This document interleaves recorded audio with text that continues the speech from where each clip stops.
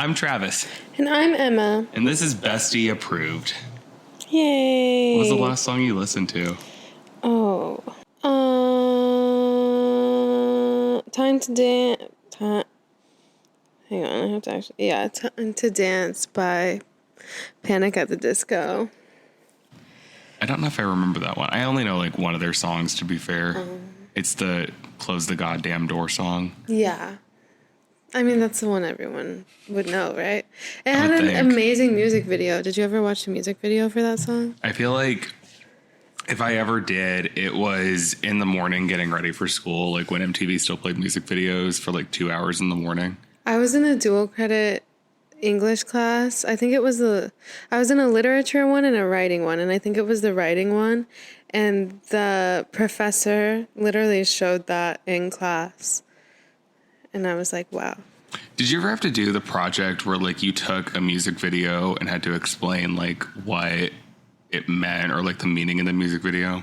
No. Oh, I had one of those when I was a freshman at IU, and I did the Single Again video by Trina. Like I had to explain that. It was like taking storytelling elements or whatever, and I was like, if you like it, I love it. That's why we did it. Well, my dual credit English class, it was my senior year of high school. It was through IU, so I'm sure that's why we did the music video thing. Oh, I love that. Okay. Yeah. My last song was Not My Fault by Renee Rapp and Megan Thee Stallion. Love. It's actually one of my favorite songs. We have a lot this week. I haven't seen you in, it's been like 2 weeks. Yeah. Travis was in Dallas. It was. We'll get into that. Yeah. Do you have any pregnancy updates? Just that I feel him wriggling and wiggling a lot, and I am suffering. Is it, like, have we gotten to the point where he's like, no, like he's... It's like every time I lay down, he's like testing the boundaries of my uterus. Okay. I was like wondering, like, is he like just constantly kicking and stuff? But like, yes and no. Oh. It's like I'll get like an hour break and then I'll be in the car or something and be like, oh, hello. Do you think he's like trying to get out? Like, do you think he's like conscious of like, I'm trapped in a waterbed and like, I just want to move and be free? I don't know. I don't know that they get the impulse to, like, come out. That is another thing, though. I have gotten to the point where it's, like, I'm unfortunately aware of the fact that I'm going to have to push this thing out, and I really don't want to do that. A serious question, because, you know, I know nothing of the nature of pregnancy or being a woman. When the baby, like when you go into labor, is that your body saying, okay, it's time to like push this thing out? Or is that the baby saying, I'm ready to come out? It's a little bit of both. Okay. The baby releases a protein that triggers labor in your body. Is that the thing when they have to induce labor? That's what they give you, right? Yeah. Okay. They give you Pitocin. Yes. I was induced with Jack, so I've never felt going into labor naturally. They say it's less painful than being induced, though, at least on the ticky-talkie. I have to imagine being induced is like, it's not the same thing at all, but like, do you know when they have to give you like a shot of adrenaline or whatever when you're like having like when you get stung by a bee and I have to imagine it's like that where it's like, yeah, like it makes you have contractions and like it was brutal. And they say the contractions aren't as bad if you're not induced on Pitocin. Interesting. Yeah. So we'll see how this one goes. It's all fine. He's so big, though, that I officially have ultrasounds in September, October, and November. What, to like see if he's getting too big? Yeah, because if he gets too big, they start talking about a C-section. Because if babies are too big, they can dislocate their shoulders trying to come out of you. He'll figure it out. He'll be okay. Yeah, so that's what we're doing. I mean, I'm never going to say no to an extra ultrasound. They're like fun and cool to see, you know. I guess, yeah. Yeah, you see your little baby. So whatever. Okay. Yeah. I love that. How's school going for Jack? Much better than last year, I'll say. But, like, he still doesn't want to go to school. It's not his favorite thing to go to school. And he misses his friends from last year. He keeps saying he wants to switch teachers so he can be in the same class as his friends and whatever. And he made me cry yesterday because it was raining, so they had indoor recess. And he was like, I asked 2 people to play with me, and no one would play with me. I had to play all by myself. Aww. And I cried and cried and cried. I'm hormonal, obviously. No, but like that sucks. Like, does he? And he cried telling me, which didn't help. Aww, little Jack. I know. I mean, baby. It's all fine. Because, like, he could have joined someone else or whatever, but he wanted to do what he wanted to do. And I admire that. It just makes me sad. I get that. I mean, like, I don't know. It's hard. Like, making friends is hard in general. And, like, I feel like, I don't know. Yeah, he does have friends in his class, too. Like, his birthday parties were full, both of them. And there were tons of kids at his birthday party. And at least one girl is in his class and sits right next to him. Right. But, like. And they're friendly. Yeah. Okay. They were playing at the party. Oh. Yeah. So I don't know. It's hard. No, it is hard, and I feel like that has to be the hardest thing to navigate because you can't go into the school. I have an aunt that did this who went into the school and was like you need to do something about my kid. Yeah, and I'm like, well, you can't do that because like then you're that parent, but like at the same time, it's like you don't ever want your kid to be lonely or like navigate the world by himself. That fucking sucks, man. Yeah, and I mean it's fine. He said he played Legos and. He has friends. We're going to the park after school today with one of his friends. Like, I'm not worried about him not getting social skills. It's just like every once in a while. He can be awkward. Like, he can be a little socially awkward just because he's shy. And I was the same way growing up. So was I. Like, he's 7. Of course he's shy. I don't know. It's fine. Yeah. I love him. He's going to be okay. Me too. My school started this week, too. Yeah, how is it going? It's a lot. I have a professor who's from Brazil. I love him. I love the way he says fantastique, and I think it is the greatest thing ever. And I think the really cool thing about Kelly at IU, they do a really good job of like bringing in professors from industries and like that really knew what they were doing. Like, and then they just decided to like move into academia. And I think that's really, really cool.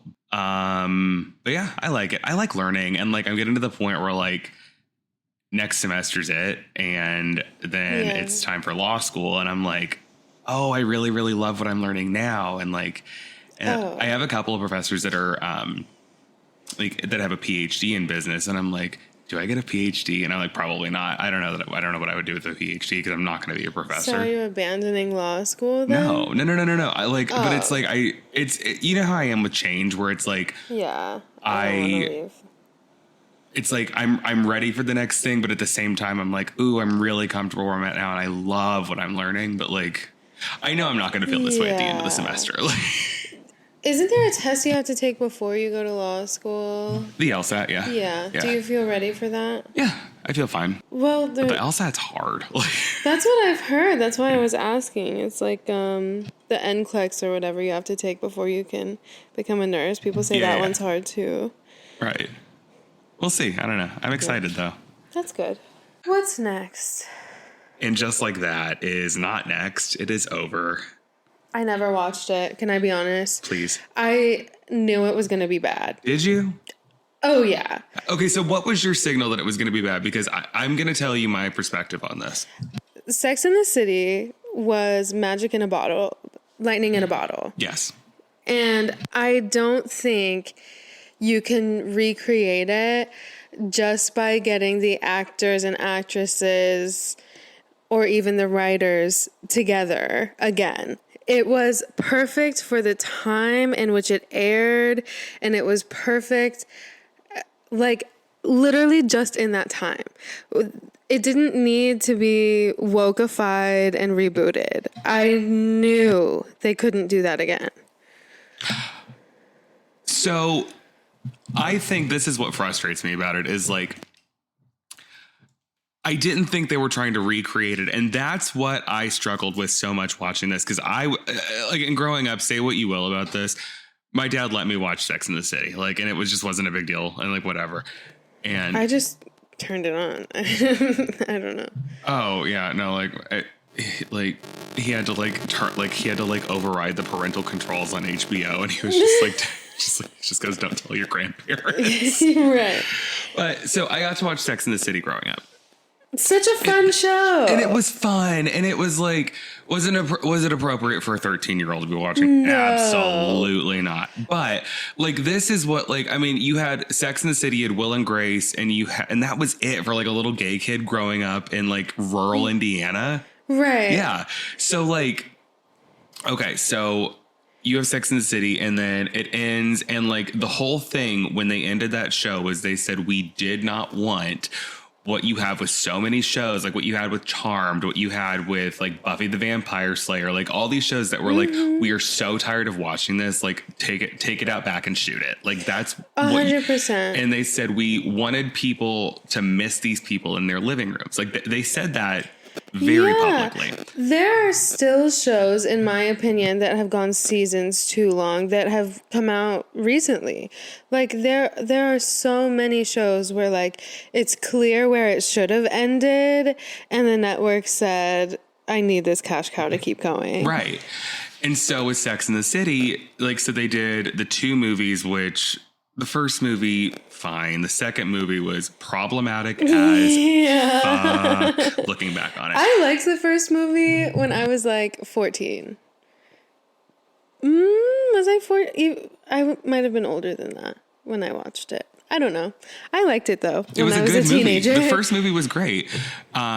Second movie, we'll just pretend it didn't happen. We don't acknowledge her. Right. And then the cool thing about, and just like that, what was supposed to be the cool thing where they were like, it's not a reboot. It's just the next chapter. That is still a reboot, in my opinion. Okay. Right. It's the same formula. It's the same characters. That's a reboot. And I understand. Okay. And even if it's picking up where you left off, you're still rebooting the show. Okay. Yes, that is fair.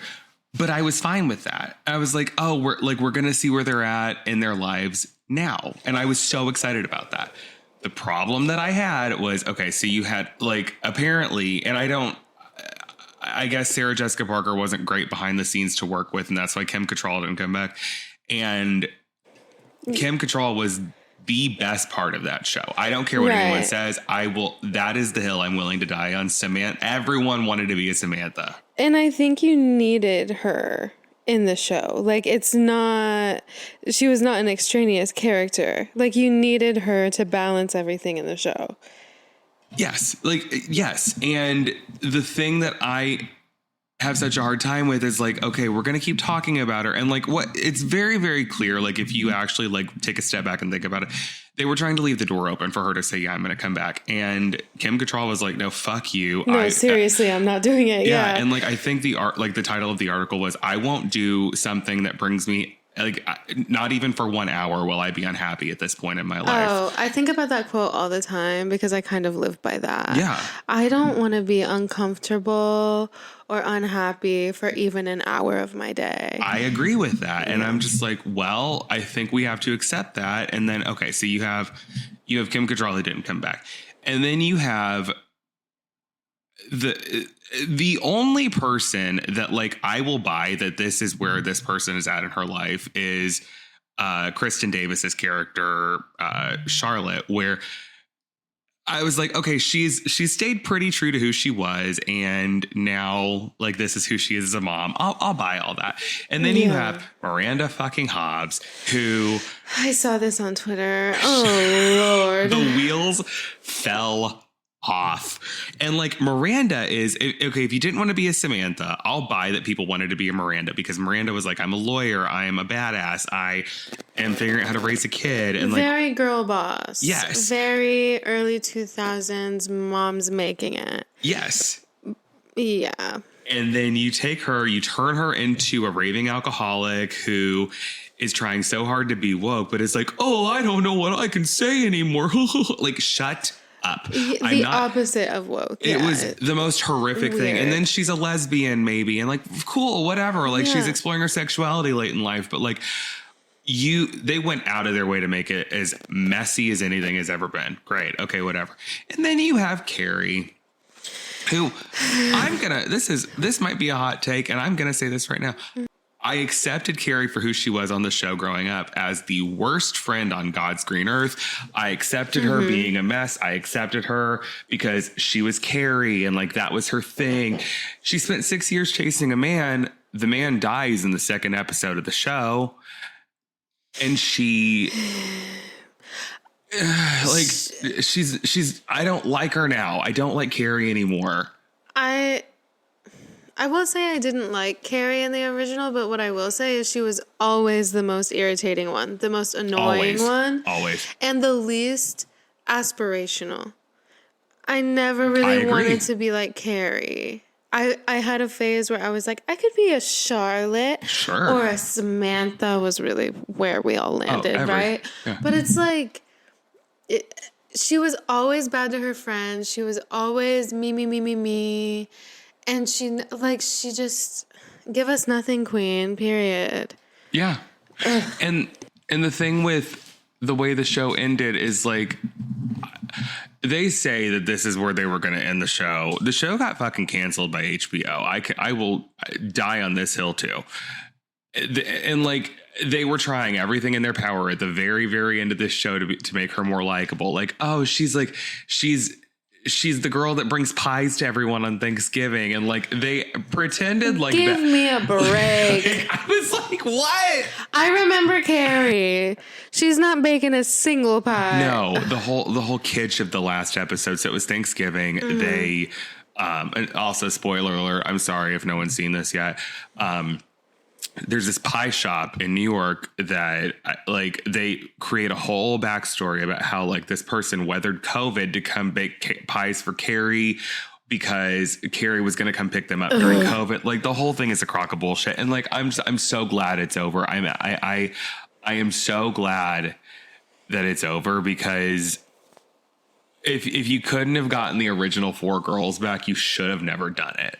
I agree 100%. You don't have the comedic relief or the realness of Samantha. I feel like it's not a show.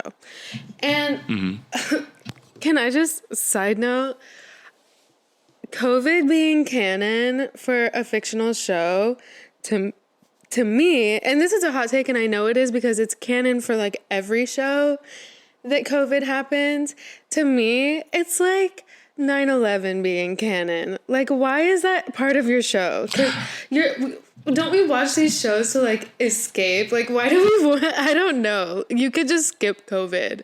I don't disagree, but like that. This was the thing, was they painted themselves into a corner with this, where it's like, we want to live in the real world and like whatever. And I'm like, I'm not interested in Sex and the City being part of the real world. Like, I want glamorous New York. I want you going to this club that was all beds. I want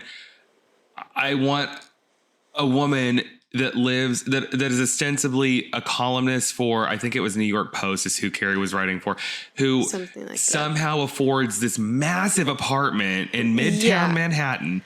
Like, that's I don't want it to be real. I don't want realness in Sex and the City. Right. It's supposed to be an escape. It's supposed to be fiction. I just don't understand. Yes. Like, COVID does not need to be canon in every single show or book or whatever. Skip it. I don't understand. And so I don't know what the answer is, but I do know I'm really happy that Sex and the City is being put to bed. Yeah. 100%. Me too. It needed to be there forever. And I know people love it. And like, there's a new generation of people who are now watching it. People who are teenagers now. Sure. And so I understand the allure because the show is like probably streaming well right now. Oh yeah, it has to like, be. You gotta just let it go. Well, that's... I don't know. Like, and I know that like you have to keep creating content. Like, that's the nature of the beast right now. And you're seeing the same thing with the Real Housewives, where it's like you don't get a break from that anymore because like they want to keep your eyes on Bravo all the time. Yeah. And so I guess I don't know what the answer is, but like it just sucks that like you've taken something that like, I mean, Sex in the City like was a big deal on Sunday nights when it came on at like 9 or 10 p.m. Like people stopped their lives to watch it. Like it was a big deal. Like I look back on it. Like Lindsay and I went to see the first movie when it came out, and like we were at the the screening of it, like the whole song and dance of it, and it's like, what? Those people don't have that anymore. Like, what do you? I don't know. Yeah, I just feel like all the new stuff is like very Netflixified, very like brain rotty. And so no one's that like excited for it anymore. I feel like maybe we're on the brink of like the next big show like that. The Renaissance. Like, yeah. Maybe. We need another early 2000s type of TV again. I loved the new season of Wednesday. That was good. Yeah, like that was really good. But that's rare. Yeah. It's like not every Netflix show deserves a watch. No, you know. No. And it took them what, like 5 years to make? Well, it's the same thing. Like, have you watched Severance yet? No, I want to, but anyway, it's so good. Severance is incredible, and like I've heard.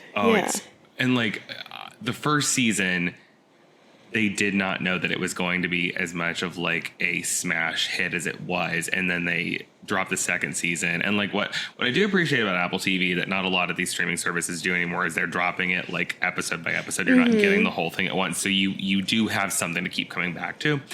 But it took them like 3 or 4 years to create the second season. And now people are like, we need to know what happens next. I don't know what's going on with that. Where it used to be you get a year to make the new season of a show and then you drop it.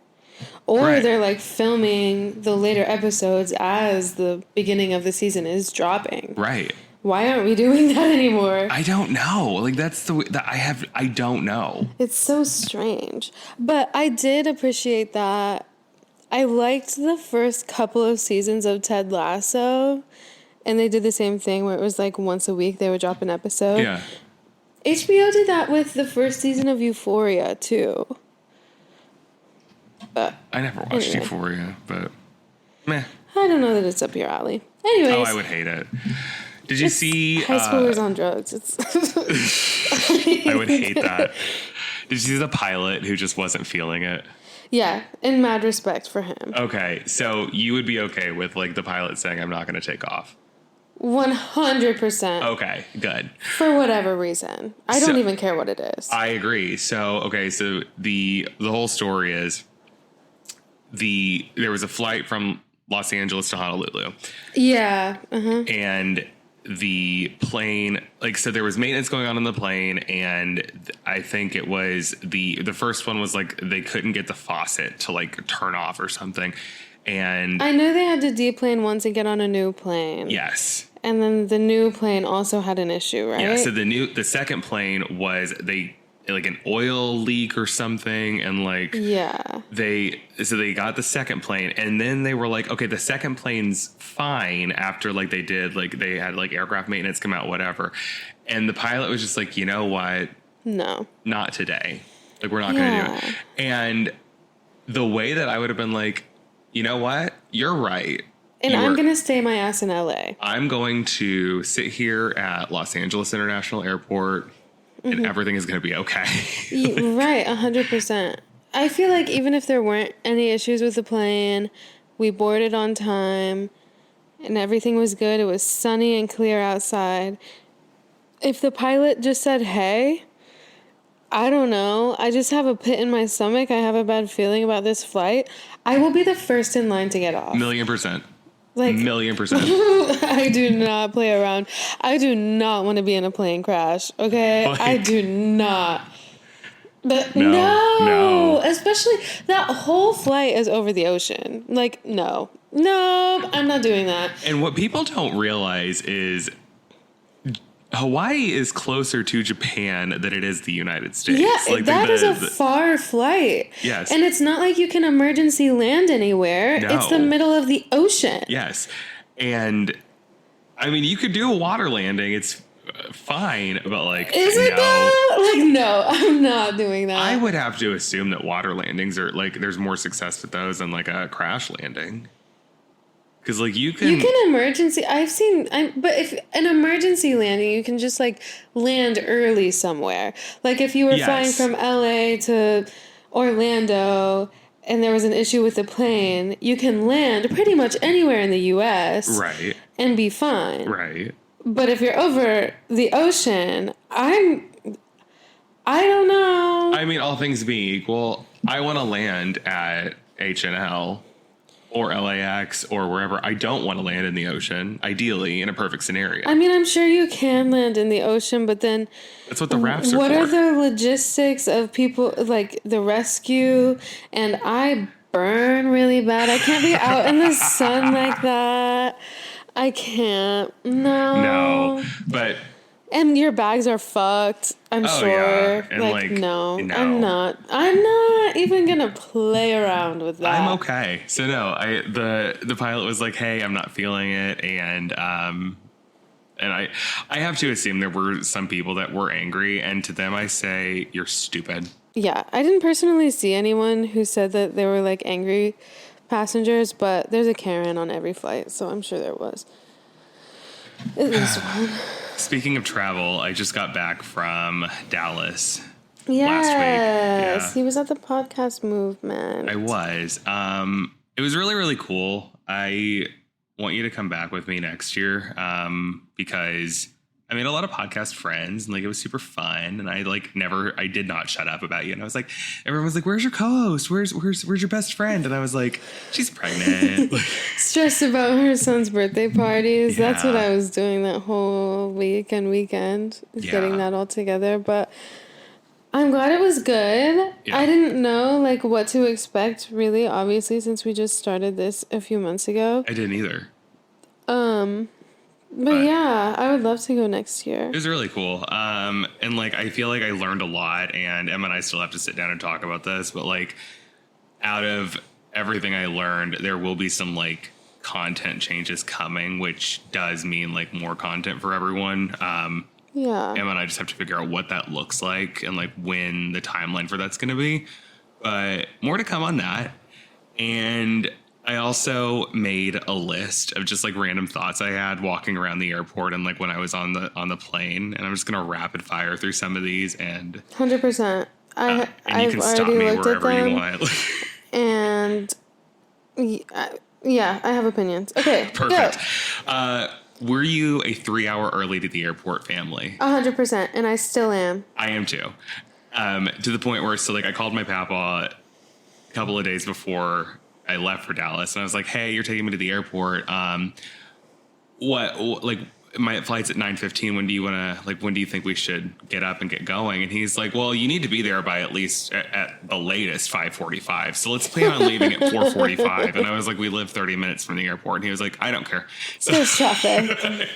No, yeah, I would so much rather have an extra hour to sip a coffee and doom scroll on my phone, or I've gotten a full-on meal at the airport just because I had extra time that I had given myself. Absolutely. Like, I'm happy, thrilled even, to be there. I usually aim for 2 hours before boarding starts. Okay. I'm a little bit earlier than that. I like being early. I like having a ton of time. Do you go and like check to see that your gate is where you think it's going to be before like you need to like sit down or anything? Yeah. Love that. Because you know what's never going to happen is a flight leaves early. That's never going to happen ever, but I will know that my gate is there. 1,000%. Window or aisle seat? Window for sure. Same. I'm not one of those people who's hopping right up when the plane lands and immediately getting off. I believe in rules and order, and I'm happy to wait to get off the plane. Speaking of waiting to get off the plane, one of the observations I made was, so the plane touches down and the captain is like, okay, please keep your seatbelts fastened until we're at the gate and the seatbelt sign is off. And the way people act like it's Pamplona running the fucking bulls.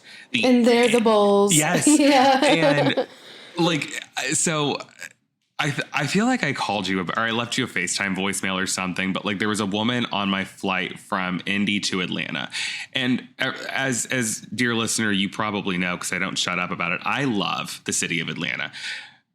However, when anyone is flying there, I would venture to say probably 95% of the time it's for a layover. Yeah. Like everyone has a connecting flight. Everyone. Right. It's the Delta, and I only fly Delta. It's the Delta hub. Like, it is what it is. But there was a woman, and I typically sit towards the back of the plane, usually behind the wing. And there was a woman who was flying standby. I know she was flying standby because she was one of the last people to get on, and like she was with a family, and they were all like scattered across the plane, so they didn't have assigned seats coming on. It's giving Home Alone. Okay. I never saw Home Alone. What? I've never seen that movie. On the Christmas episode of the podcast, you will be watching Home Alone. Okay. And sharing your thoughts. That's fine. I'm happy to do that. But there was a woman who gets up and she's like tapping this guy on the shoulder, the guy that was sitting next to me. And she was like, I have a connecting flight. I have a connecting flight. And the guy was like, yeah, me too. And I fully would like, it took everything in me not to say it. We're in Atlanta. We all have a connecting flight. So does everyone. Like, what the fuck? What the fuck? Yeah, I don't get that. I have another question for you. Please. Before we move on, because it's not in your questions. So, when you are the last group to board, which for me is pretty much all the time, right? You're like group 5 or whatever. You board with like the bulk of people. Okay, yeah. If you're, yes, okay. Do you immediately, when they call your group, get in line to board? When they give my group number, yes. I will not wait. That is insane to me. Really? The line is so incredibly long. Oh. I sit there at the gate and I watch them trickle in, and then when the line is much shorter, I go stand in it. No, like when they say my number, yes. Before my number, I have a good sit. No, like when they call my number, right, because I'm always flying coach. I'm not a fancy flyer. That's fair. When they call my group number, I am not getting up. I am not getting up until that super long extended line goes down. Because I don't understand why, if we've all just been sitting in this crowd, basically, together around the gate, why we feel like we all need to stand in line at the same time. I don't get it. I don't want to stand for 30 minutes. That is fair. I'm already here. That is fair. No, that's fair. Kenny's like you, though. That's why I wanted to ask. Like, as soon as they call our group number, he's getting up and getting in line. And I'm like, Kenny. I like to... There are 45 people already in line. I enjoy making sure that the gate agent's job is very easy. And, like, I don't... Yeah, like... 100%. I'm not saying I wait until there's no one in line. I'm saying, you know how like at the Indianapolis airport, there's like a line to the gate and then it curves one way or another because there are 45 people standing in line. Yes. I'm waiting until the line reaches the carpet and then I'm getting in line. Okay, that's fair. That's fair. Because I just don't understand why we're all standing there. We're already at the gate. Like, just wait. I don't know. I don't get it. That's fair. I don't get it. So on the note of like people being Pamplona running the fucking bulls, I noticed a lot of people, it had to have been their first time in an airport or on an airplane. Like the way that like it was, I'm going to stand right here. I'm going to crowd around people. I'm going to like run in front of like I'm going to like, I'm in the back of the plane, but I'm going to try and be the first to get off the plane. Like I was just like, why are you doing that? There's an epidemic ever since COVID, I fear, of people not believing in personal space. It's everywhere. It's at the store. It's in any public space, really. Like, people have just forgotten to get the fuck up off of you. I don't understand what happened, but I'm against it. Give me 6 feet of space, minimum. When I'm on a plane, like, I'm like, I get like you're crammed in like sardines, like the amount of space that you have. Like, if you look between like the 90s and now, like there is a significant change in like the amount of space people have on a plane. I'm comfortable with that. I'm not comfortable with like someone literally like getting up next to and behind you while you're getting off a plane. I'm like, we're all getting off at the same time. Like, this will not go any faster. And I would argue that what you're doing is going to make it take longer. That's where we're at. Everyone needs to sit down for much longer when a plane lands. That's the I agree. I'll sit until the row in front of me is empty. Like, yeah. I will sit. Yeah, and like, I don't know. I hate it. I'd rather miss a connecting flight than be that bitch. Well, that's foreshadowing if I've ever heard it. For sure. I also noticed a ton of people that could not figure out the moving walkways or like when to step on an escalator in the airport. Like, what? People know how to use escalators. Not at the Indianapolis International Airport. I will say I'm scared of escalators. I used to be really terrified of them as a kid. Did you think they were going to eat you? No, I just thought I was going to fall and it would hurt really bad. And I do imagine if you fall on an escalator, like just the way like the stairs are shaped, it probably is incredibly painful. Yeah, or I thought like I would fall off the side and they're always really steep. Anyways, I have a fear of escalators, and in my adulthood I've gotten a lot better about it. However, with a suitcase in hand, it does make my palms very sweaty. It makes me very nervous. So when you're on... We'll take the escalators out of it for a minute because like I think those aren't normal escalators. I think when you're on an escalator with a suitcase, you can't walk up an escalator like a normal person would. When you're on the moving walkway in an airport though, do you do the thing where it's like, okay, if you're on the left, you're walking, if you're on the right, like you're standing? No, they're going opposite directions. No. Like when, like, okay, so like when you're like you make 2 lanes. Yeah. Imaginary. No, I walk, but I know that it's not a natural instinct to walk because I have to tell Jack every time to keep walking. For me, it's a natural instinct. For me, it's almost I'm running. Well, isn't that kind of the point? It just makes your walk a lot faster. Yes. I think that is the entire point. But like the way that like people, it's like whole families were spread out across the entire width. And they're just standing there. And they're just talking. They're just having a time. And I'm like, people, I have to go make sure my gate's there. Please move. It doesn't really bother me. I will say you get very emotional about everything that happens at the airport. I do. You're right. I do. 100%. I don't really care. Like, I don't like the people who are like standing up and breathing on my neck. That one really bugs me. But like, I don't care about people rushing off the plane. I just watch them.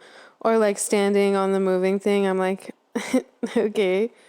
I like to watch people in airports that have like the trains that get you to where you need to go. I like to watch people not hang on and fall on their ass. That's so fun for me. Do you want to know something so sick and twisted about me? What? Even if I don't have to go to another terminal, I will ride those trains around the entire airport. They're so fun. I love public transit. I think it is so fun and exciting. I specifically love the ones in Tampa. Tampa does have a good one, yes. Yeah. Orlando has an incredible one. Dallas-Fort Worth has a great one. Atlanta has an amazing one. It's all underground. I love it. Oh, that's cool. It's like a subway. Yeah, it looks like a subway when you're like instead of like, just like a tram. Yeah, it's really cool. Yeah, I enjoy a good people watching session at the airport. I'm very quiet at the airport because what I'm doing is observing. People are so silly at the airport. We've never flown anywhere together. I can't wait when we have like a live episode that we have to fly to because I think it will create a ton of content for us. It's going to be very weird for me because usually I have my AirPods in the whole time and I would have them on noise cancellation if I didn't have Jack with me every time I traveled. That's the only reason I don't have noise cancellation on. Yeah. is to hear if Jack is being kidnapped, because he would scream. He would let you know he was being taken. Yeah. And I think, okay, so that's the end of like from Indy to Atlanta to Dallas, right? So I can tell you the trip back from Dallas was much more tumultuous. Like, and you can you see there's like a significant change in my notes after this point. Yeah, we've moved on from questions to statements. Rage. How do you feel about the assholes with Clear getting the... Have you ever been to one of these airports that actually has Clear? Because Indy doesn't have it. Okay. I don't know what that is. Clear is like pre-check, but you get like an escort who takes you around with a fucking sign and says, this person has Clear, they're coming through, and they like, you bypass security altogether, basically. It feels like that would be helpful for like... Number 1, disabled people, and number 2, celebrities. But outside of that, no one has any business getting that. Okay, well, like 30 people in line had it in Dallas. Special Pants McGee. Yeah, it was so annoying. And I'm just going to read this one to you verbatim. There was this cunt in line for TSA in Dallas, and she just decided to unhook the things between the poles that define like the line pattern while you're waiting for TSA, and just started walking wherever she wanted. And she was promptly escorted out of the terminal. Oh, they do not play about that. They are not playing any games about that. But like, she was like screaming, I have kids with me. And then like, I was just we all have kids with us, please. I was just like, the audacity, though, just to like unhook the things and just start walking wherever the fuck you want. Like, okay, that's fine. That's insane. I decided I really need to get better about the way I pack. So a secret about me is, and you know how much I love Delta. What I don't love about Delta is if you check a bag before you're checked in, it is $40 to check a bag. Mm-hmm. Delta has to make their money, and I won't hold that against them. So what I typically do is I will take a carry-on size bag with me, and I 100% of the time know that I will not be exiting the airplane with that bag. I will check it at the gate because I am never on it. In my entire life, I've been on one flight that was not like almost completely full. Right. And I'm happy to... I love to check a bag. I love the glamour. I don't know if I've ever told the podcast this sick thing that I believe is going to happen, but I believe that I will meet the love of my life at a baggage claim at an airport. Where I have to tell you the sick way me and Kenny travel when you're done with your story. Don't let me forget. I have a sick thing where, like, I believe that at some point I'm going to be at baggage claim. I assume somewhere I love, Atlanta... Miami, wherever. Paris. I'm going to be at baggage claim. I'm going to be reaching for a gray Samsonite suitcase, and someone's hand is going to meet mine. And I'm going to look and I'm going to be like, oh, do we have the same suitcase? And he'll be like, oh, I'm sorry, like that's yours. And I'll be like, no, maybe it's yours.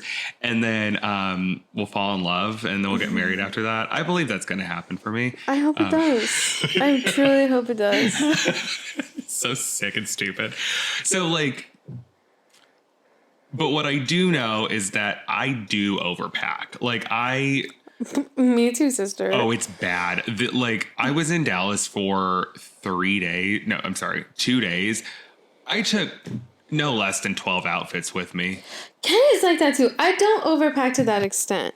A symptom of my mental illness is that I have to, while I'm packing, be looking at an itinerary of what I'm doing on my trip, and I have to pack accordingly. Oh, see, I wish I could be like that. I feel like you're like Kenny, and you just look in your closet, and everything you feel like bringing goes in the suitcase. That is not my vibe. That's exactly what I do, It makes me so anxious. I hate it. Because I'm like, you don't know. Okay, first of all, you're 100% of the time going to overpack when you do that. But secondly, you're also... You could miss something. Like, what if you're on your itinerary is to like go horseback riding or something and you don't bring an extra outfit for that? I don't know. It would stress me out to no end if I didn't pack along with my itinerary. You want to know what I didn't do is miss anything because I took it all with me. Like, I took took everything with me. Do you pack 4 pairs of underwear for each day too, just in case? At least 2. That's okay. Just feel like you're gonna shit your pants every day. It's because I know beyond the shadow of a doubt, if I'm up walking, if I'm up doing anything, it's gonna smell like balls. Well, like, and you sweat and whatever, and I get that. And like, if you're gonna do like a going out to dinner thing and you want to change and shower before that, like you need a I get that. I do. Kenny went on that trip to Cabo for a week. Mm-hmm. I am not kidding when I tell you he packed almost every single pair of underwear that he owns, like upwards of 20. It's actually insane. I have to tell you, I see nothing in the world wrong with that. So, but like I do know that like what I will, so like I'll have the bag that is allegedly my carry-on like roller bag, but like I know it will be checked. Right. I'll pack that and I'm like, okay. And I've never once had this happen where my bags have gotten lost. Like these stories that people losing bags, I don't believe all of them are true. Like I know it has to happen, but like most of the time they can find them. Like you go to the little office by baggage claim and like they'll figure out where it is. Right.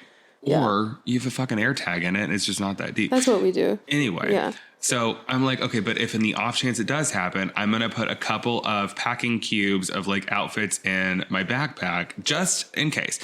And so I end up having a completely full backpack, a completely full suitcase, and it's a lot. Sure. So I do have to get better about the way I pack. Tell me your story because I don't want you to forget it. Oh, anytime Kenny and I go anywhere, even if we're bringing Jack, we do a checked bag. I hate a carry-on. I hate it so much. I don't like having to put it in the bin. I don't like having to pull it out of the bin. It's heavy. It's annoying. I feel like I'm going to forget it in the airport too. Like I'm just going to walk away from it and forget I had it. So we hate a carry-on and we do a checked bag. It's been overweight every single time we've gone to the airport, and it's just like a sunk cost at this point. We are down to pay an extra $100 every time we go to the airport for that. I love a checked bag. Listen, they can be whatever. Like, if the limit is 50 pounds, our checked bag is 80. We have a giant bag, and it is full to the brim, and I don't give a fuck at all. Speaking of a checked bag, I am just going to put this out there. Away luggage. I want you to sponsor this podcast and I want it so bad. I want an away bag so bad. So like, send me one. I've never seen them. Oh my God. They're so glamorous. Please away, please sponsor us. And I will shift my story from being my Samsonite bag at baggage claim. I will find love with an away suitcase at baggage claim. 100%. Please sponsor us. What else? Okay, so I need to get better. Oh, I tried Whataburger. Oh yeah! Did you like it? It was so fucking good. They are good. It was so good to the point where I was at Dallas Fort Worth Airport, and they're not in, or at least the one I went to, because I know they have 3 or 4 like scattered around the airport, because the Dallas Fort Worth Airport is unimaginably massive. That's what I've heard. It's like intense. It is so huge. Like, and there are like 5 or 6 terminals and they're building more right now. It's Jesus. Insane. But Dallas was this way too. Like Dallas is huge. I thought you were talking about Dallas. No. Like this, like I'm back in Dallas. It's like coming back from Dallas at this point. No, I know, but you said the Dallas Fort Worth Airport is huge, and then you said Dallas is also that way. It's huge. Yeah, like the or like the city itself. Okay. Sorry. Okay. Yeah, I see. Okay. The airport's huge. Dallas is huge. The hotel I stayed in was fucking Texas, massive. baby. Everything's like, bigger. It's huge. They mean it, I guess. Yeah, they do. And like, oh Lord. So, okay, I went to, like, I had to go into, like one of the things away from the Delta terminal to like the airport tram thing. Yeah. I had to get in an airport tram to go find a Whataburger. I had it. And I went back to the Delta terminal and I was like editing an episode of the podcast, like that released last week. And it was so great. I was so happy. And I was like, do you know what I could go for again? And I went back for a second Whataburger As meal. you should. So good. It is good. It's like, yeah. And they have like this spicy ketchup. Mm-hmm. So good. I don't like ketchup, but Oh, I love ketchup. Yeah. I liked Whataburger when I was living in Louisiana. Oh, yeah, because it was like down in the same region. Mm-hmm. Okay, so the next thing on my list was the Dallas-Fort Worth airport is so unfathomably huge. Like, it is wild. Can we just thank Apple Maps for being detailed about airports? Because I really do appreciate the detail they put into every airport. Yes. It has saved my life 1,000 times. And I'm not even shitting you. Like, when I landed in Dallas, like, it was 25 minutes of, like, the plane moving from the runway to the gate. Where it's supposed to, yeah. Yeah, like, it was crazy. Wild. And then I'm going to tell you about the experience of getting on the plane in Dallas.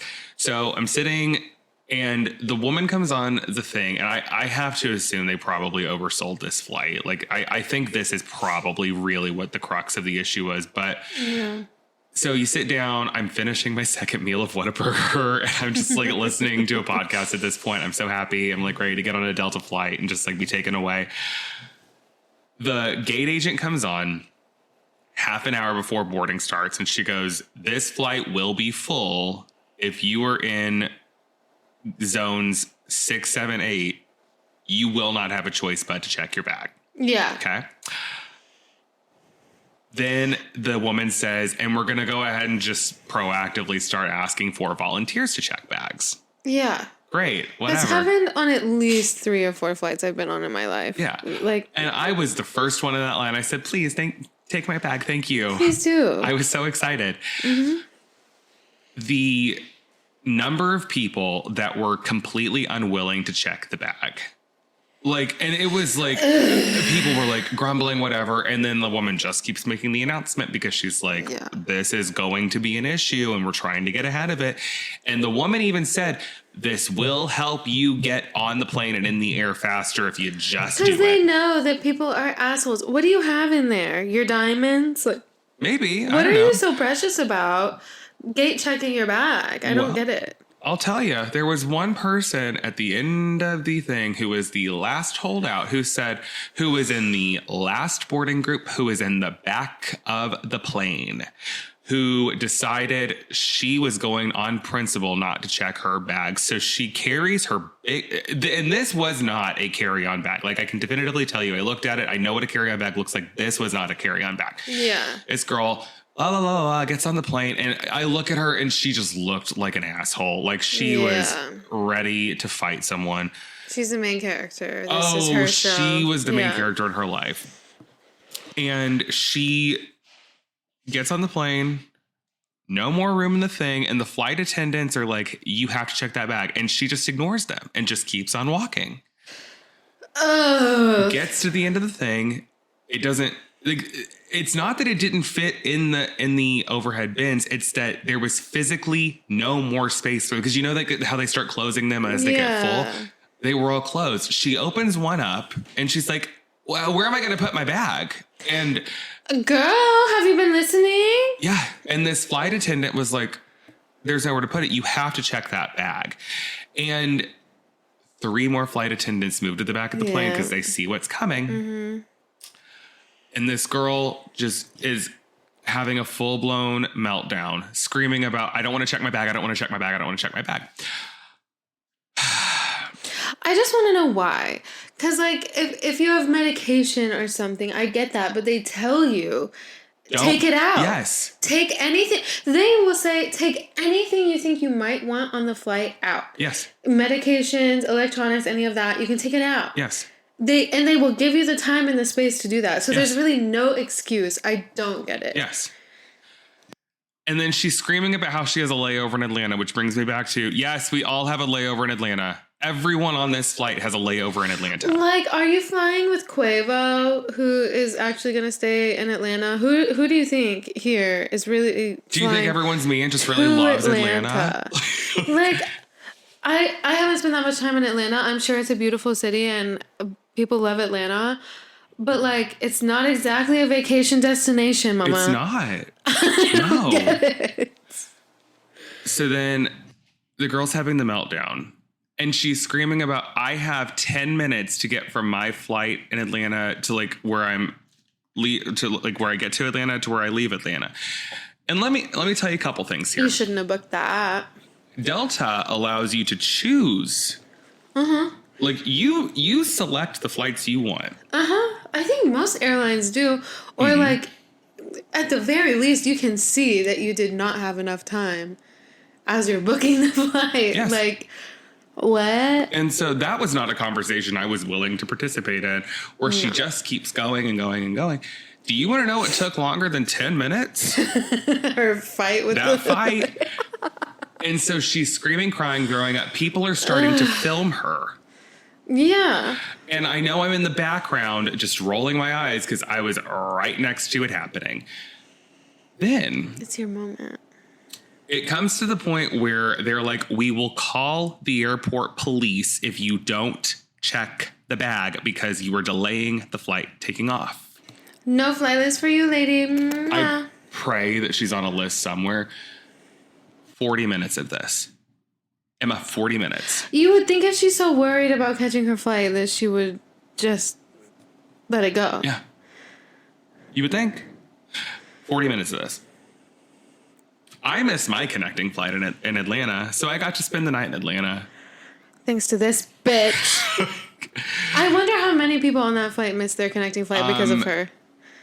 The flight, 70% of the people were connecting flights at a minimum because we all ended up at the same desk. Well, I know, but sometimes you have like a 3-hour layover or whatever, so like it might be okay. Well, it was getting towards the end of the night, so like. Oh yeah. We hit Atlanta. It was supposed to be, I think, 9:30. We didn't get there till 10:15. Oh yeah, and usually planes stop at what, like 11:30 or something. I would think, yeah. So I got to spend the night in Atlanta. That was my journey to podcast movement. Home from home from podcast movement. I'm glad you got there better than you got home. For sure. Honestly. Well, and it was and I did make the best of it.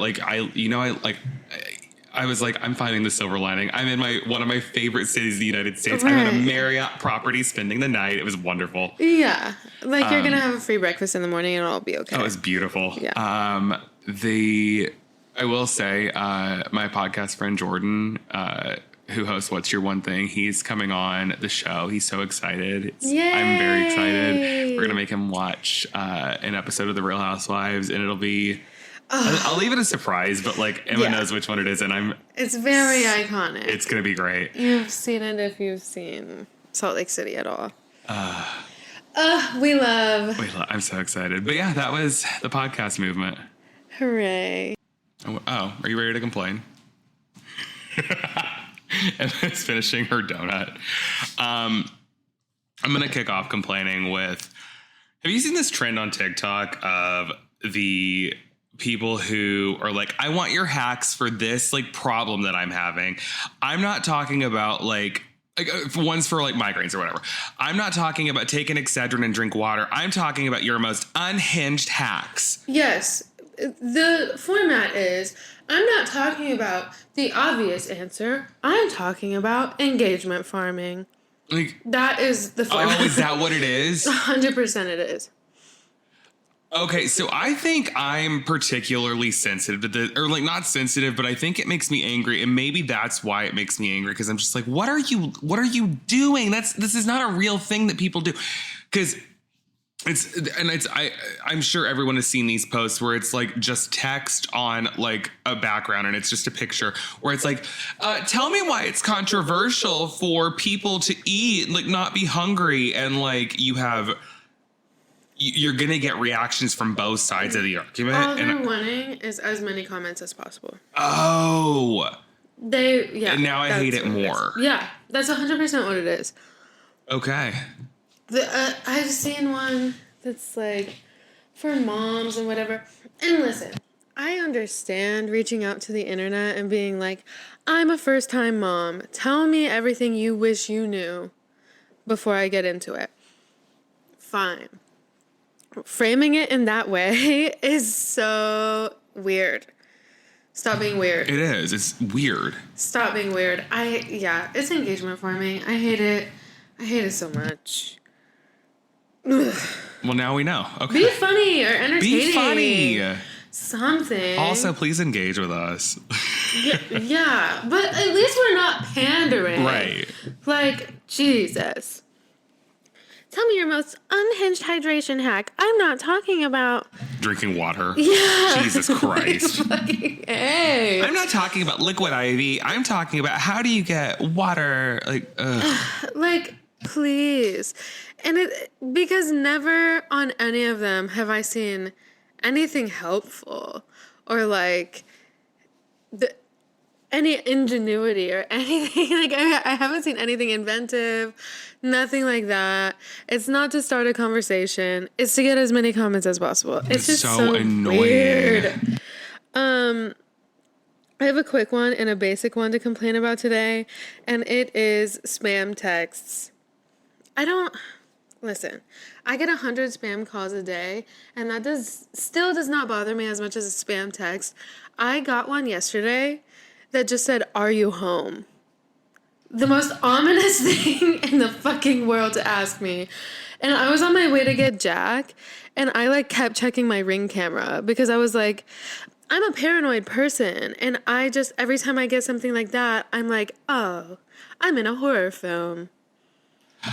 I will say the spam texts have gone, on one hand, it's like at this point, it's like, I think it's just a fact of life now. Cause like, I don't understand how it has become so pervasive.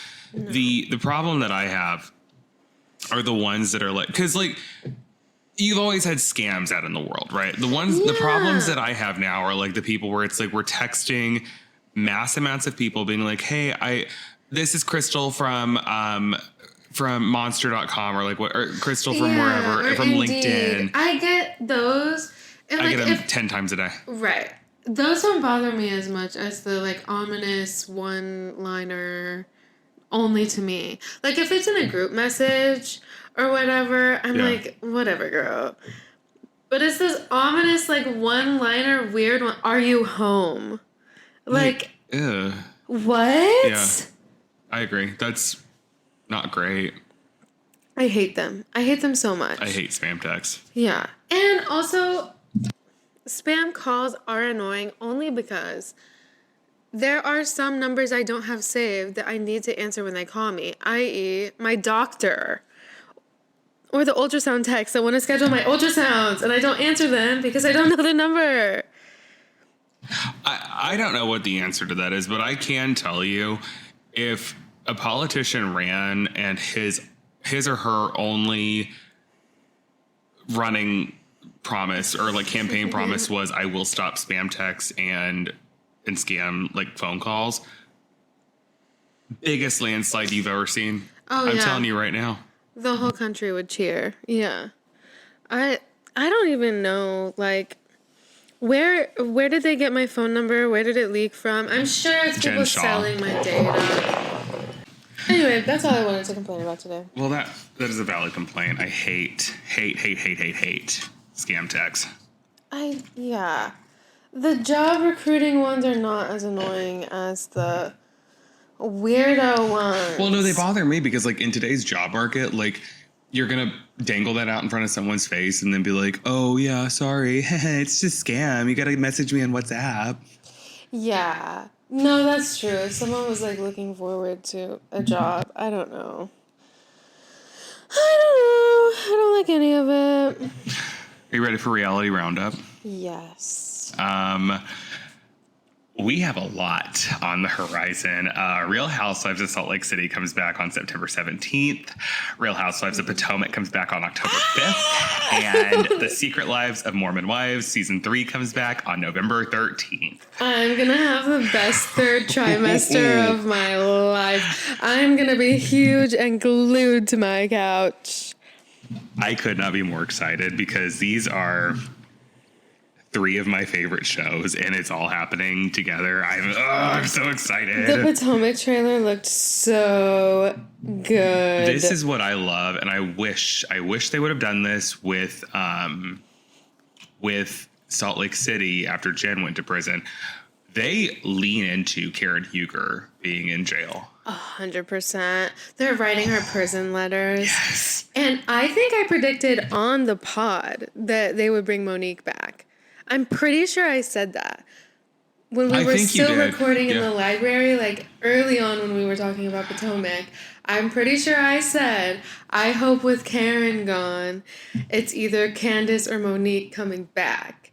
Well, I think the reason that Monique is coming back is because Candace didn't come back.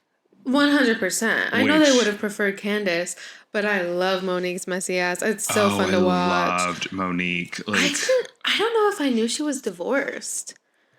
She's divorced? They said, well, in the Potomac trailer, they say Stacey was flirting with Monique's ex-husband, Chris Samuels. Ex-husband. Yeah. Monique Samuels finalized her divorce from Chris Samuels in September 2023. The couple... What? 2 years ago. The couple separated in October 2022. What? Yeah. That was like a big... I didn't know that she was divorced. I had no idea. Well, yeah, so like in the trailer, I clocked that they were saying Stacey was flirting with Chris Samuels, Monique's ex-husband, and I was like, hold the phone, what? Because that's tea. They seemed tight-knit when they were on the show. Crazy. Right? I did not see that split coming, I'll be so honest. They seemed like they really were like yin and yang with each other, like really cool. No, I thought if there was ever a marriage that would last, and I'm not joking, I thought it was Chris and Monique Samuels. 100%. That is crazy. I thought they really did have like an opposites attract kind of thing, where like he cooled her off and she hyped him up, you know? Oh, I did. That's so crazy. Wow. Yeah. Okay. And speaking of Real Housewives of Salt Lake City coming back, we're going to have Husbands Watching Housewives on after the Salt Lake City premiere to recap the first episode with them. I'm very excited. Yay! They're very excited to meet you. They're very excited. Like they have a lot of questions about you. Oh, I'm excited. Yay! I'm so excited. In other reality news, did you see that Angie Katsunavis partnered with a tequila brand? Like I did not. Oh. Let me see. Hold on. Okay. I don't know how I didn't catch that. It was because it's one of a billion tequila brands, and it wasn't her tequila brand. It was like a partnership with them, but Lisa Barlow is furious. It's the candle thing from Potomac, just Utah. 100% it is, yeah. That's... Oh, but yeah, Lisa Barlow's mad. That's so funny. Of course she is. Of course she is. That was my thing. You're threatening my business. And Lisa, I get it. Like, because it was the same thing with in New York City when Bethany Frankel was still on Real Housewives. Sonia Morgan she was going to start a like mixed drink brand called Tipsy Girl. Oh. And Bethany Frankel was like, what? Everyone else was mad. Bethany Frankel was like, you could do whatever you want to do. It's not a conversation I'm willing to participate in because you will never be Skinny Girl, basically. 100%. And I feel like that name is close enough that you could get a cease and desist, honestly.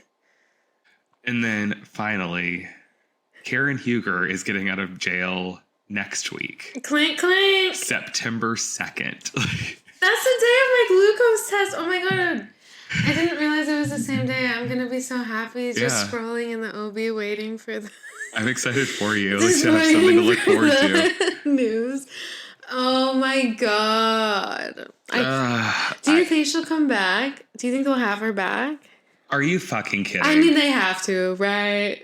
They have to. I have to like, and this is the thing about Karen, where I don't know if Bravo wants her back, because I do think the way that Karen went about the denial of everything, and like I don't like the way she handled it. I have to assume that they're like, we can't really promote her in this way. I do think Karen expects Bravo cameras to be rolling when she walks out of the front of the jail. Okay, so I just feel like Andy Cohen really has his finger on the pulse of like what people will watch, and people would watch her return. I don't think it'll be like what she's expecting. You know what I mean? No, I think people are going to want to hold her accountable. And I think Karen's argument is going to be, I've served my time. I have nothing else to prove to you people. I know that's the problem I have with her. I don't like Karen Huger because of that.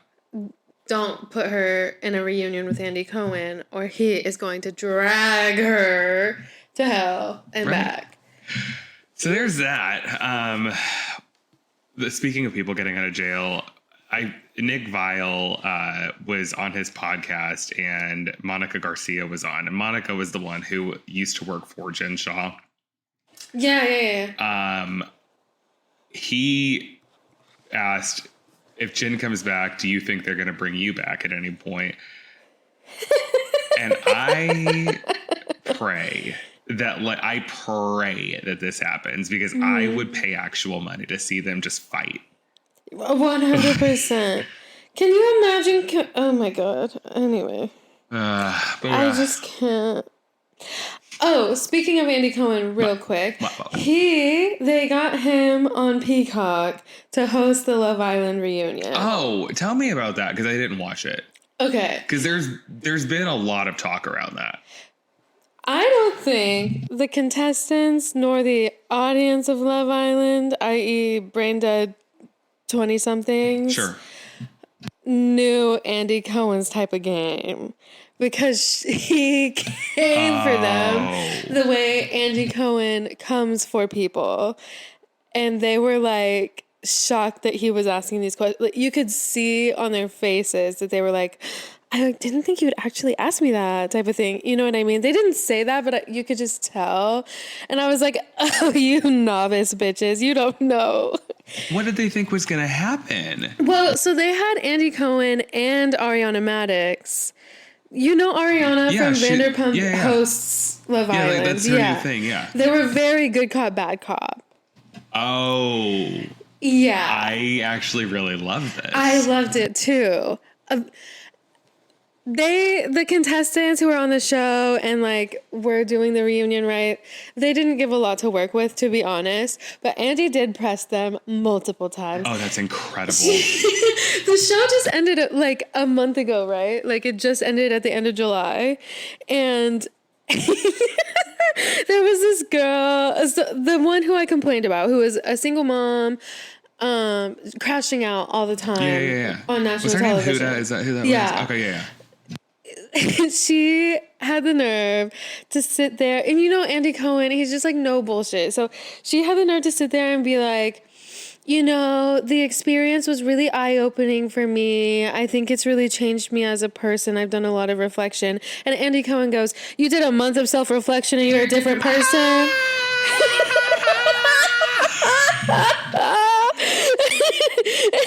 The way she just clammed right up. I was like, you guys don't know. You can't just sit there and bullshit in front of Andy Cohen. He's going to get the truth tea. But here's the real thing about Andy. You know what he did before he worked for Bravo, right? No. He was like an actual journalist, like producing content, or not content, for ABC or NBC, one of the two. It had to have been NBC because I could be wrong. But he was like a real journalist. Like he was in the trenches. Oh, that's not surprising to me at all. He is getting to the facts of the matter. Yes, and he's like not going to fuck around with your bullshit. No, you cannot go on a reunion hosted by Andy Cohen, or God forbid, Watch What Happens Live, and expect to push a bullshit narrative. He's not gonna hear it out.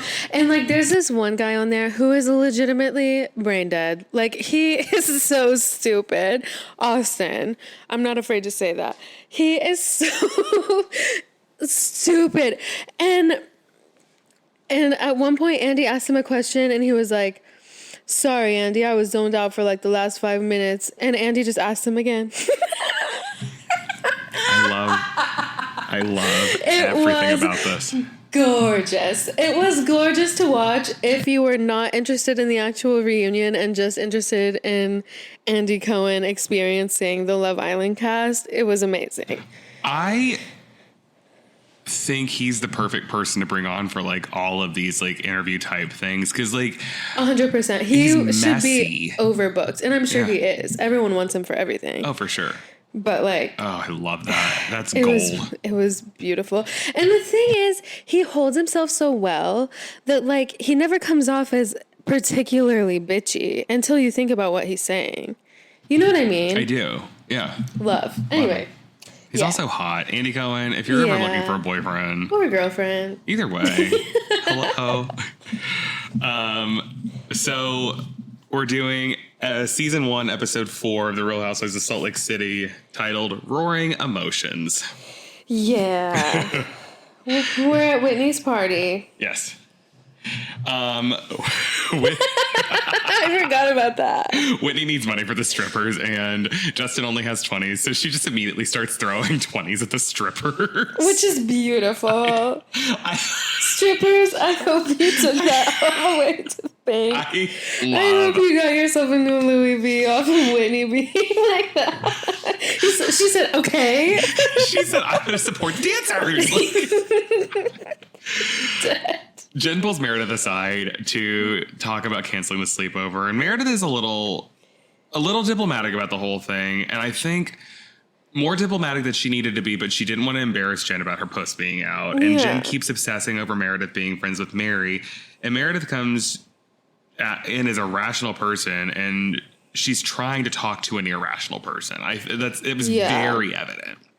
Sometimes Jen is a little like rage baity. Like, she's just trying to get you to be emotional about something. Okay. I feel like, instead of actually, like, getting down to the crux of the issue. You know what I mean? Maybe. Even if that is part of it, I think at the end of the day, Jen wants loyalty. Blind loyalty. Yeah, but period, I don't full understand. Stop in the story. She was friends with Mary before. So is being loyal in Jen's definition, does that mean following Jen wherever she goes? Like, I don't understand that. I think so. Because she would have been okay with you being friends with Mary a year ago. Yeah, but not anymore. So don't be friends with her anymore. That's truly how I see it. I really do have a problem with that, but moving on.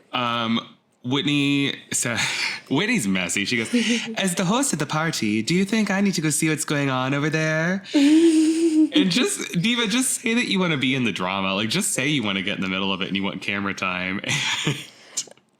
Yeah, if it were my party, I would be like, what are we talking about in my house? Yeah. Or in my speakeasy? Yeah. What are we talking about? Like, but she,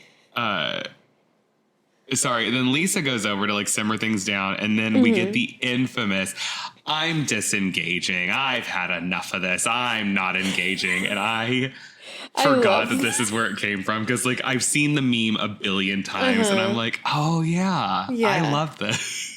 I honestly really respect that. To just be like, because I've done that before to, like, Kenny or whatever. Like, if I'm having a little tiff, I'm done with this conversation. Like, curtain closed. Like, we're done. I'm disengaging. Yeah, I'm disengaging. I love that. And then Lisa's sitting there with Jen, and Jen's crashing out, and she goes, you're going to go over there with Mary, who fucks her grandfather? And you see the faces that the people make. Yeah. And this is something where it became very clear, where, like, these women all got together before the show, and they made these faces because I think this is one of the things that they agreed they just weren't going to say. They weren't going to do it. Right. A line we're not going to cross. And I understand why. Because, like, 1,000%, yes, I understand that. Yeah, it changes the whole tone of the show. Yeah. Like, yeah. Anyway. Weird. Yeah. And I really, like, respected Lisa for sitting down with Jen and being like, let out your emotions. Like, let's just talk. Yes. And then Jen just had to take it too far. Yes. Just had to. Yeah. Meredith ends up leaving, and then Jen is fully blacked out. Like, you can hear it in her voice. She is blacked out, and she calls Sharif to come pick her up. And then Jen ends up outside of the speakeasy antique store with Heather chasing after her. And I feel bad for Heather, because I feel like Heather is trying to make it better, But like, I know. all you get is Jen screaming, "Don't follow me! Don't touch me!" Like she's doing the whole thing, and I'm like, "You're in the middle of a street." I do feel bad for Heather because I feel like she's genuinely trying to show up for Jen the way Jen has requested people show up for her, and she won't accept it. And even then, she's not enough. And this doesn't negate, like, where I do feel like Heather is a little bit wishy-washy in the first season, especially where she's like, "Oh no, Jen's great, Jen's amazing," and then behind the scenes she's like, "Oh, she's out of her fucking mind." But for sure, in the moment, what do you do with a trying. person like that? Yeah, you know, I don't know that I would want to go out drinking with Jen Shaw. She doesn't seem like a very fun drunk. She seems like if all eyes aren't on her, she'll just like spin out of control. Yes. Like, I don't know. And like I have been like, I've been out at Teeny before with people where like the wheels start to fall off and things start going off the rails, and like we're out on the middle of Mass Ave, and like this, I'm thinking of one person in particular, and I've had to like grab someone by the shoulders and be like, "You were in public, shut the fuck up." And like I wish Heather would have done that, because like, what are you doing? She couldn't have said that, or she would have had to apologize 17 times to Jen. Right. Ugh. Anyway. The next day, everyone's unpacking their feelings, and Heather straight up says she's afraid of Jen. And this will come back later in the season, dear listener. I want you to remember, Heather says she is afraid of Jen. Yes. Okay. Just want to make sure we're all on the same page about that. Yeah. I think we have to be careful with our words, Heather, because... No. It comes back because... No, I remember. Okay. I feel like if she would have said, "I feel like Jen's a loose cannon," or something like that, she wouldn't have had to, like, deal with everything that comes later. You know what I mean? I see what you're saying, yeah. Anyway, yeah. How could she have foreseen? Right. Yeah. Meredith and Lisa are at an art gallery, chit-chatting, and they're looking at the art. And Lisa is so weird. I feel like she's like me, like when you go clothes shopping and you have to feel the texture of everything. Sure. But she's doing it with art, like actual art. And the fact that like she asks at every station, "Can I touch? Can I touch?" Diva, you know you're not supposed to touch art. Like, there's oils on your fingers. Right. Like, what are you doing? You weirdo. It's so I thought that was hilarious. Yeah. But this is where we end up finding out, or where we don't find out. Meredith tells Lisa that she and Seth have been separated off and on. Yeah.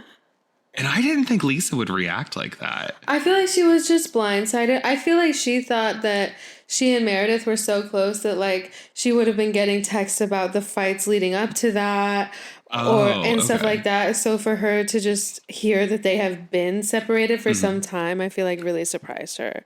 But I do buy that her reaction was genuine, and she's like, "I just want my friends to be okay." Like, I thought that was so sweet. Yeah, 100%. Well, I feel like Lisa understands the difference between, like, oh, we're on this reality TV show, hee ha ha, versus like, oh, this is like a real issue going on in your life, and like, that's not good. Anyway, yeah. And then Lisa goes over to Mary's house. Mary says she's going to throw a luncheon with all the girls to come together and work through their shit. And the theme is going to be Met Gala. Which is not a theme, by the way. It's not a theme. It's a place. Right. It's at the Met, and it is a gala. Yes. So is your theme art museum party? Like, I don't understand it. It's so silly.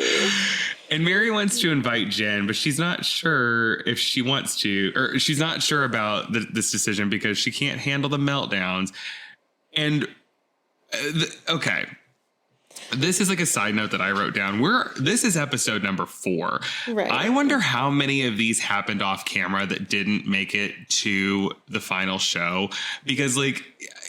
Someone melts down a couple times and you're like, oh, whatever. Maybe she's melted down every episode, though. And every time Mary sees her, she's having a meltdown. Right. So in my mind, I'm like, oh, you've seen this 15, 20 times. And you're just like, I can't handle this anymore. I don't even know. Like, I'm sure that there are a few at least off camera that we didn't see. But like she shows up to Meredith's birthday party at Jen's house, Jen has a meltdown. She shows up to Whitney's party, Jen has a meltdown. Like I think that is a pattern in and of itself. It's exhausting. Yeah.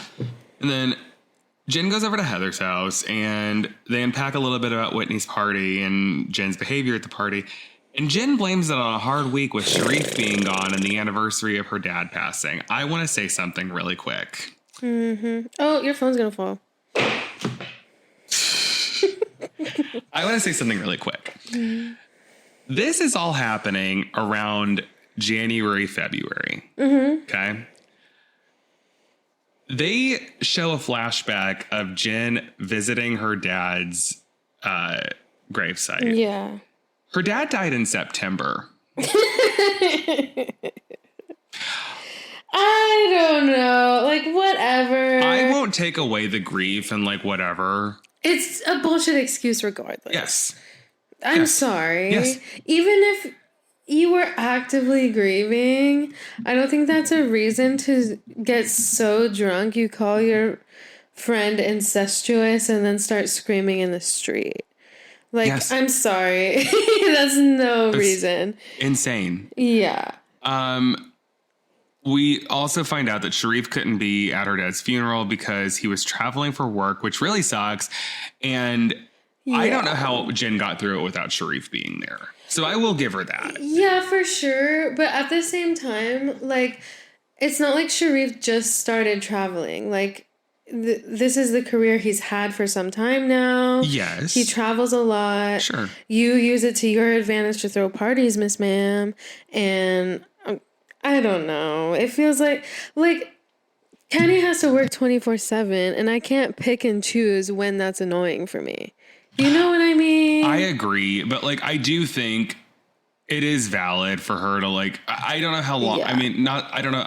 This isn't the right way to say it. I don't know like when it stops being a relevant to the issue excuse that your husband was not there for your dad's funeral. Yeah, no, and that has to be hard. And I do get that 100%. But at the same time, I also feel like it's something you can anticipate when you know that your partner has a demanding career. That, and also it has nothing to do with your meltdown about Mary. Like those are two very separate things. Again, not a good excuse for this. Right. And then we find out that Meredith's birthday party cost $85,000. Oof, thank you, fraud.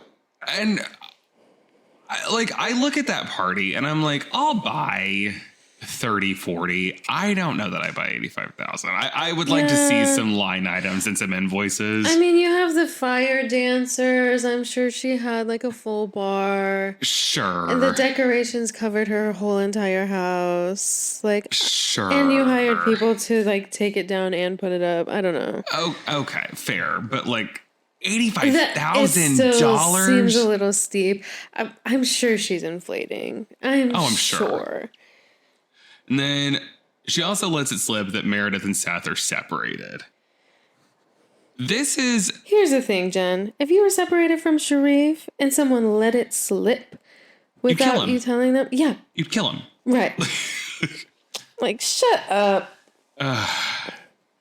So then we get to Mary's Met Gala luncheon.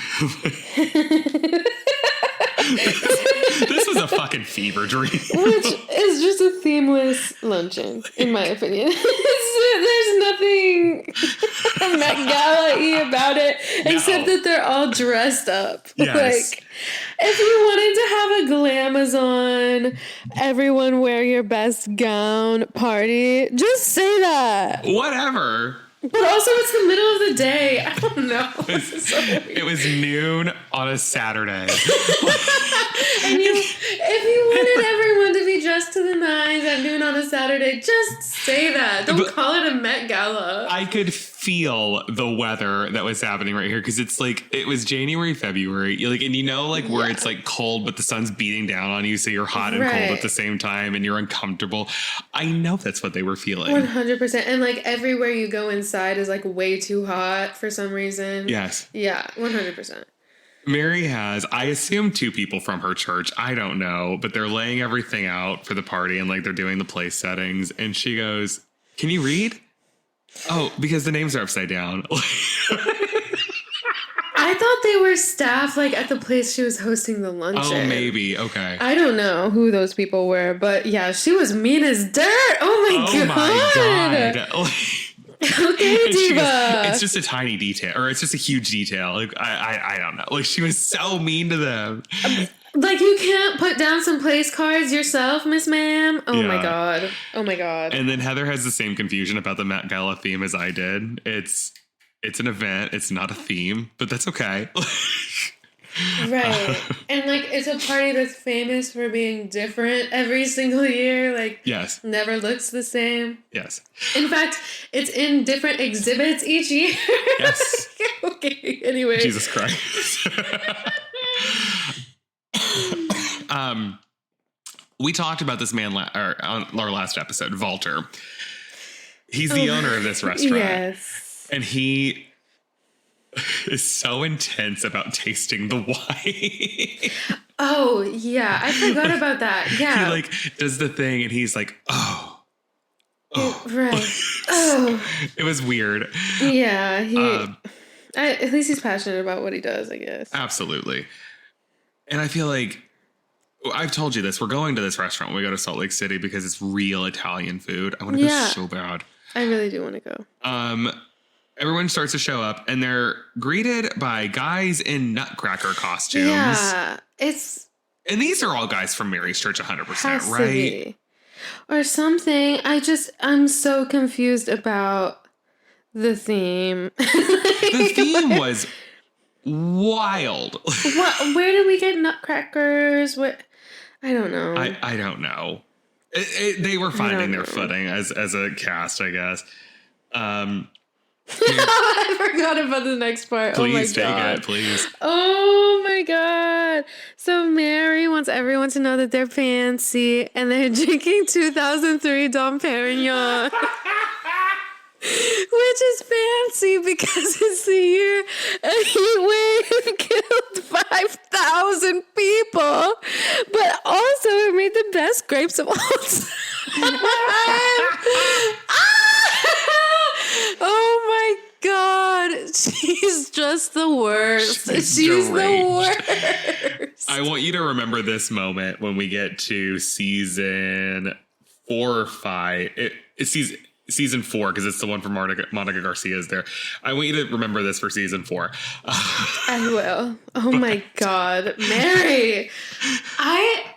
When I watched this season, I did not like her so deeply, and so every time she did something like that, I was like, "You evil monster witch!"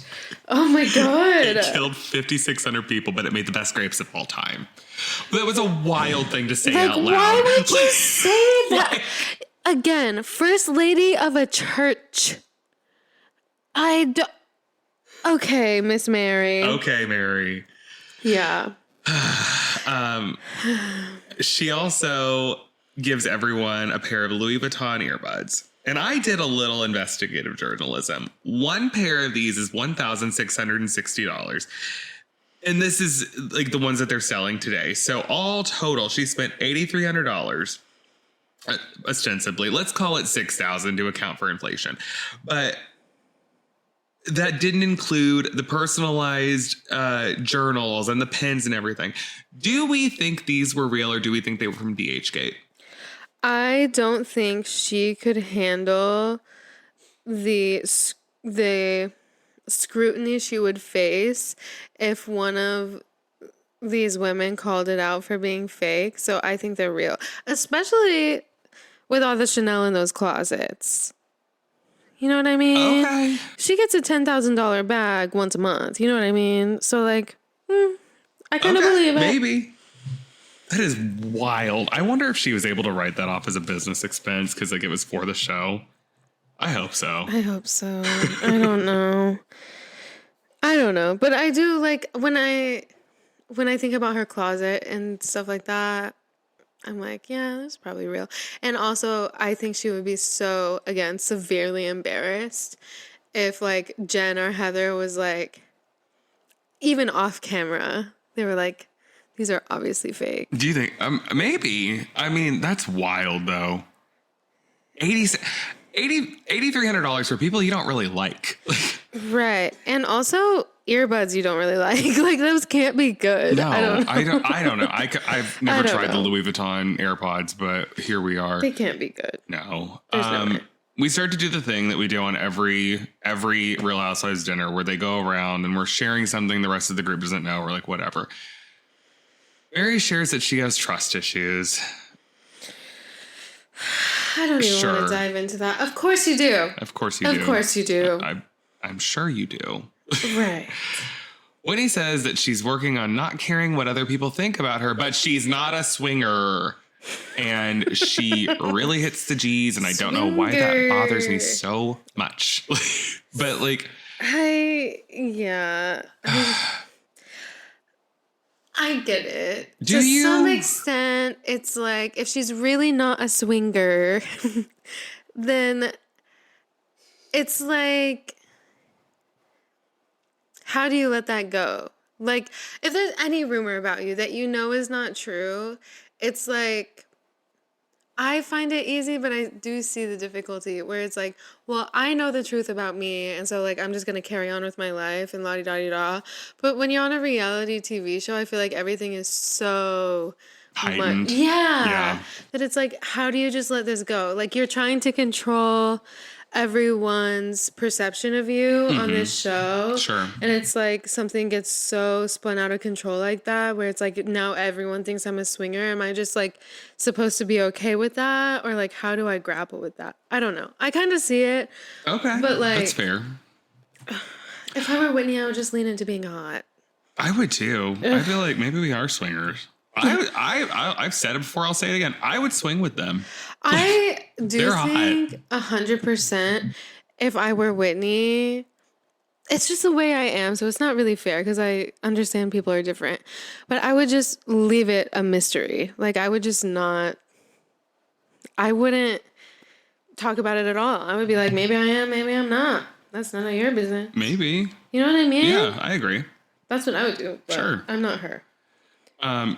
Lisa shares that she has extremely high goals for herself, and saying this literally moves her to tears. She's so girl boss. She's Lisa. That 2003 Dom Perignon is really hitting. I have never seen anything like it before. And good for her. You can see on the show when she's like doing her own thing. She does have really high goals for herself, and she believes in goal setting to like a fault almost. So it's like, I get it, but girl, sure. Why are we crying at noon at this luncheon about having, anyway, goals? And then we have Jen. Go for it. Go. This is...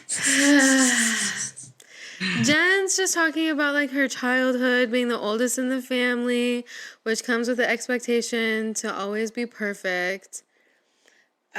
I'm the oldest. I get it. It's not that you need to be perfect, but it is like you're a third parent. Like you need to be responsible and all of that. Sure. But then she goes on to relate it to loyalty and friendship.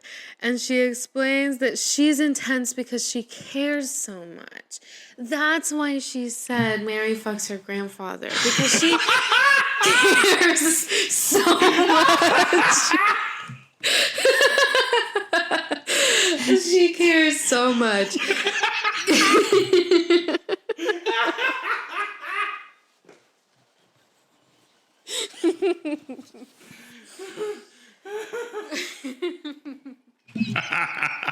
She does end up apologizing to Meredith because they had that tiff at the sure. Yeah. And it seems like Meredith accepts that apology and whatever, it's fine. And then Mary, like not at the table but in her confessional, is asking why she didn't get an apology. I think that's fair. I mean, yeah. But I want you to remember the thing about her being the oldest kid when we start talking about the indictment, because this does come back to rear its ugly head eventually. Oh, yeah. I watched that a few weeks ago, actually. Did you? Yeah. So. Yeah. So we leave it off at the luncheon. Yeah, we get it to be continued. Just like this episode will be to be continued because you have to go get Jack ready, or you have to go get Jack from school. Yeah, in like 15 minutes or something. So we will do the rest of this luncheon next time. Yay. Wonderful viewer. Dear listener, thank you for listening. Thank you for being here. Thank you for loving us. We love you from Indy to... Are there any new ones? I don't think there were new ones. I think Brazil. Brazil was on the list last time, right? Mm-hmm. From Indy to Brazil. And you guys can't fact check us anyway. Love you. Bye. Bye.